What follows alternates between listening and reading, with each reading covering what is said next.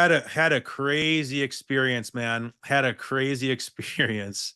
Um, yeah, I can I read a little bit to you? How much time? I'd be pissed off if you don't. Do we got time here or what? Oh, we got all the time in the world, baby. All the time in the world. All right, dude. Let me read this to you. So this experience followed me for the next 10 years. So I had one psychedelic experience and it would follow me for 10 years, okay? I'll read maybe like a 5 minute section. Mate, Is do that your cool? thing. I'm All right, excited. man. I'm excited. Like so excited.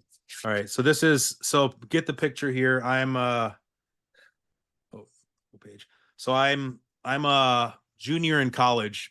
I just had a big year, big time. I put What's up that, some like big points. 2021? So I'm 23 years old now. 23. It's my third year of college. I have 1 year left. I just set a big year and I'm on the map now. I'm on the hockey radar, okay? And then this happens. So and I'm also an English major. So I'm an English major, so I'm learning writing like this is real literature that I wrote and I wrote it myself. And so I was, studying, I was doing hockey, but I was also studying very hard to be a legitimate writer. So this is what happened. I have to study for a big American literature exam. I'm so far behind on my reading that it's going to take a miracle to catch up and an even bigger miracle to get a good grade. I'm not worried about not passing. I can do that without studying, but I want A's and I want to be the best. That's just how I've always been in school, an overachiever with some underachievers' habits. In my usual fashion, I wait until the last minute and then give the witch a call. That's the code name for my drug dealer. She's another student here and usually has the good stuff, White Widow or some good potent stinky buds. But this time I call her up to score some Adderall. I figure if I put in a solid 7 hour study session, I'll be equipped to get a good grade on the test. I'll sit there on the fourth floor of O'Leary Library and read for 7 hours, buzzing off endless cups of coffee, giant dips of tobacco, and a couple of Adderall pills, one chewed up and swigged down with the black coffee, one crushed up and snorted up into my nose and brain folds. I stop by her apartment near the library and she hands me the pills. Hey, I do have some magic mushrooms if you're interested. I can give you an eighth for $40, she mentions as I'm leaving. I've always wanted to try psychedelics, but never had the chance. I leave there with two Adderall pills and a bag of shrooms, enthralled. I find my seat on the fourth floor of O'Leary Library on South Campus. This is my fortress, my security blanket from the rest of the world. I come up here all the time to study and sit for hours and get engulfed in a sea of books and winding bookcases. I wander and look at all the titles on the spines and see if any catch my eye, putting book titles and sentences together to form cryptic messages from the universe of the great unknown, searching for a sign, searching for something. It's always so quiet up here, my secret sanctuary, home of the English department, where I can get away from the dorms and away from the rink and away from everyone. No one's ever up here at night, aside from a stray student tucked away in a dark nook and reading romantic fiction, or a couple of stoners wandering through the aisles of endless dusty books. I have my little perch in a cozy corner with the most comfortable couches overlooking the quad. I'm surrounded by books. It's silent. It's perfect. It's the exact opposite of the Songus Arena on the other side of campus where I go to war every day and lay it on the line until I feel like I'm going to puke and then have an ice bath and a protein shake and get ready to do it all over again tomorrow.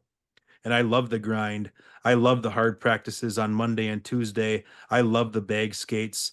I love the weekend and showing up to a packed house and playing against Boston College, against all those NHL draft picks and chasing them around the ice and hunting them like the filthy animals that they are.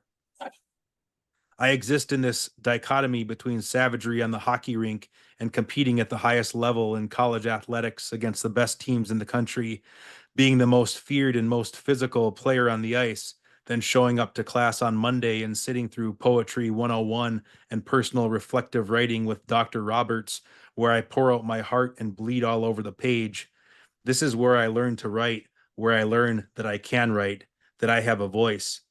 I know even now at UMass Lowell that I'm going to have a story to tell. I wonder what my life will look like. I take out my history of 20th century American literature book and clear out a spot on the desk in front of me, preparing to snort those chemicals up my nose and study like the wind. But something is burning a hole in my pocket. Those mushrooms. Maybe I should just eat those things and see what happens instead. I know enough that I can get a decent grade on the test, maybe a C or a B, or who knows, if I write with enough flair, maybe I can squeak out an A minus. As the dialogue chatters in my head, I've already pulled out the sandwich bag and opened it, and I'm examining these five little dried mushrooms that look like petrified worms with long bodies and tiny round heads. They seem harmless. Screw it, I say, as I pop the first one into my mouth and chew it. It tastes like old dirt. It's not bad, but I'm not interested in the taste. I'm interested in the magic. I eat all of them one after the next and sit there knowing I just ingested a ticking time bomb. I've watched enough psychedelic movies, The Wall, Yellow Submarine, Natural Born Killers, and I heard enough stories that I kind of, sort of, but not really know what to expect. I take out a notebook and decide that since I've already taken the leap, I might as well document it and make some sort of scientific study out of this experience. After all, I'm an English major. It's settled then. I'm going gonzo journalist style tonight. Fear and Loathing on South Campus. Oh, I love, 5:40 I love that 5:45 reference. p.m. Was that? I love that Fear and Loathing reference. That was Yeah, oh a yeah. classic. I'm going gonzo journalist style tonight. Fear and Loathing on South Campus. 5:45 p.m. Ingested 1/8 ounce of dried psychedelic mushrooms, and I sit there and wait. After about 20 minutes, nothing is happening, and I wonder if I got a bad batch and maybe they aren't going to work. Then I notice these strange things flickering. I'm seeing these flashes of light out of the corner of my eye, like something is trying to break through. I start to get hot and I'm sweating now. I put my focus on my notebook where I'm documenting this adventure. 6:10 p.m., starting to feel funny and seeing lights appearing and disappearing. 6:30 p.m., starting to feel something happening. Keep seeing these lights breaking through. Even as I write these words, I see the shadow of an ancient frog monster on the page. It's there, the ancient frog monster, inside of a shadow cast on the page behind my hand. It's moving and watching me from the shadows on the page. I look at it. It knows I see him. 6:50 p.m. I got to get out of here. Now I'm feeling very uncomfortable. There's this undeniable feeling that I need to get out of the library. I don't know where I will go, but all I know is that I got to get out of here. I pack up all my books and coffee mug and pens and paper into my backpack and get up to leave. The fourth floor is empty, and all I hear are the echoes of my shoes pitter pattering on the marble floor between the vast aisles of books. There's a small nook with the elevators and bathrooms, and I decide to regroup in the men's room. I go to the sink and splash cold water on my face. I'm feeling very hot. I look at myself in the mirror and I look fine. I seem normal. I don't look like I'm on drugs. Then I turn my head to the left. I see this foam on the wall where a soap dispenser used to be. Someone must have torn it off. There's a white sticky membrane of foam adhesive. I can't believe what I'm seeing. It's alive and moving and looks like tentacles floating in the stale air of the bathroom, like a hand reaching for me. And the tentacles are floating there and look like some underwater psychedelic sea anemone. I'm astonished. I'm bent over now and my face is inches away from the foam adhesive. I'm blinking my eyelids together tightly and reopening them to see if this is real, if what I'm seeing is really happening. Blink open, blink open. It's still there. It's still moving. My only thought is that I need to get back to my seat in the corner of the library and I need to get there fast. I don't know how long I've been in the bathroom staring at the foam adhesive on the wall. It could have been seconds, minutes, or an eternity. I don't know. I open the door and exit the bathroom, and now the entire scene has changed. Where once stood old dusty books on metal shelves, now all those bookshelves go on forever, and they're all glowing with life and pulsing energy and neon colored beams of light. I get back to my seat and I cannot believe what is happening. I can't believe this exists. I'm experiencing an entirely different realm of reality. Everything is glowing. The entire world is breathing in and out with an ebb and flow of cosmic energy. I get up and walk endlessly through the glowing maze of bookshelves. Neon lines of light are passing through the books and down the aisles. I walk to a random book, and it's glowing more than the others. It's pulsating with energy and beckoning me. I pull it off the shelf, and it's titled From Ape to Angel. I know that this is a message from something, from somewhere. I open the book, and the pages are melting and breathing. I see the paragraphs and black fonts of the words, but I'm seeing beyond the words. All I can see are the white spaces between the words and letters, connecting and flowing together, making rivers and tributaries like tiny veins. And there's this energy moving through the capillaries between the words and between the worlds. It's pumping through those spaces. I don't know the cause of it, but it's something that's alive. I can see for the first time the life behind the words. The flow of energy coalesces into a clump of glowing fluorescence, and one sentence is pulsating and radiating. I focus now on the words themselves, and I read a sentence that says, "All life stems from the frog." This is it. I've been shown the secret of everything. I say the sentence out loud, and the energy on the page and the glowing lines of energy surrounding me become more heightened. I'm overwhelmed and laughing and crying. All I know is that I have to sit down. I find another nook close to where I'm standing and sit there and stare at a huge concrete wall in front of me. Underneath is a big carpet with tribal designs on it, and it's moving and breathing too.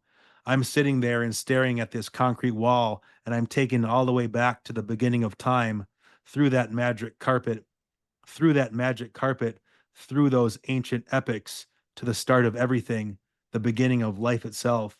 And there, in a small pocket of existence, is the ancient frog. I see him there at the beginning of time, and then I warp back to where I'm sitting in the library. I'm given the gift of knowledge that I'm a child of the frog. I come from him. At this point, I realize that I'm in such astonishment that my mouth is wide open and tears are streaking down my face. Sometimes I come back to reality and realize that I'm laughing out loud. I put my hand over my mouth and cover it tightly, try and hold it all in. I picture someone coming to check on me and seeing one of the D1 hockey players crying and staring at this concrete wall on drugs, and it's breathing and morphing into all kinds of shapes and patterns. I let my hand drop to the marble floor. The mysterious marble turns into the green skin of some ancient reptile, and it's moving underneath me, slithering so slowly, and it's enormous. My hand takes on a life all its own and begins to dance on the skin of the monster. My hand is twitching and performing this strange dance on the green skin, contorting and twisting, and suddenly starts to melt and disintegrate. I watch in horror and wonder as my hand dances and turns into dust. An eternity passes in mere seconds, and it crumbles into nothing but ashes. It just keeps getting more and more intense. I turn my face toward the concrete wall and sit back into my chair and see something coming into view in the textures. It's Jesus hanging on the cross. I can't believe what I'm seeing. I blink my eyelids tightly over and over and open them. Every time I open them, I see him hanging there. It's really there. I don't think this is just a hallucination. I go up to the wall and inspect it, and there are all kinds of shapes and patterns, and all of them are moving and breathing. But right there in the middle of the wall is the faint outline of Jesus Christ hanging on the cross. It looks like it's transposed in there like the Shroud of Turin. It's undeniable. He's hanging there. I don't know what it all means. I stopped believing in Jesus and Santa and the Easter Bunny and all that religious bullshit years ago. I'm having all sorts of magical thoughts relating Jesus to the frog and somehow that I'm a child of the frog. Whatever it means that I'm set apart. There's something special about me. I've always felt that there was something different about me, something about my perception, something about my soul. There is something different. Now I know. From this moment on, I will worship the frog god. He will bring me great strength and power. I'm weeping, sobbing tears. I come to this conclusion. I just had an encounter with God, and he's a frog god. And Jesus was a child of the frog, too. But for some reason, I've been chosen to do something great in this lifetime. Before every game, I'll say this prayer: Sweet frog, please bless me and protect me and allow me to see in green and see in all directions. I'll pray to the frog god every day from this point on. I'll worship the frog god and receive his power, the ability to dominate my opponents. The power is real. This is God revealing himself to me. I'm writing absolutely insane things in my notebook, trying to keep up with these thoughts and psychedelic visions. I saw the truth, a lie, on a picture screen of clashing colors and quilted sparkles drawing me closer, deeper to the surreal serenity of the inner workings, the gears grinding on a machine, a clock perhaps that keeps the world ticking like a time bomb, or maybe a pendulum which keeps the beat to a 4/4 quarter time symphony of pain and ecstasy, of love and hate, real feelings, or just an act of cut and reshoot scenes we pay to see.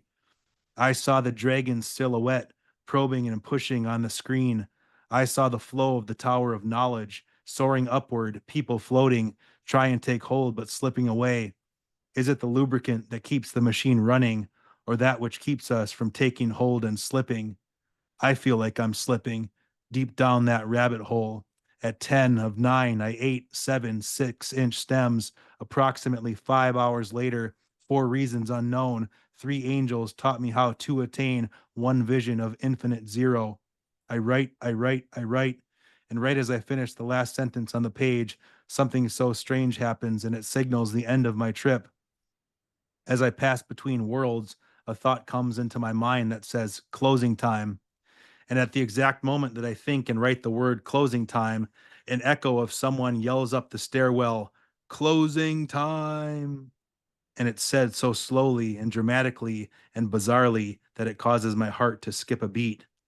I can't explain what just happened to me. I drive back to the apartment so paranoid that I might get pulled over with my eyeballs rolling around in my head. I set my cruise control to 27 miles an hour and coast through the back streets of Lowell. I return to my apartment knowing that all life stems from the frog and that I'm a child of the frog. Dude, shit, son. Yeah, dude, that Man, was intense stuff. mate, So, you're a fucking beautiful writer, man. Jeez. thanks, man. Dude, Right, that's beautiful shit. Like, this is and the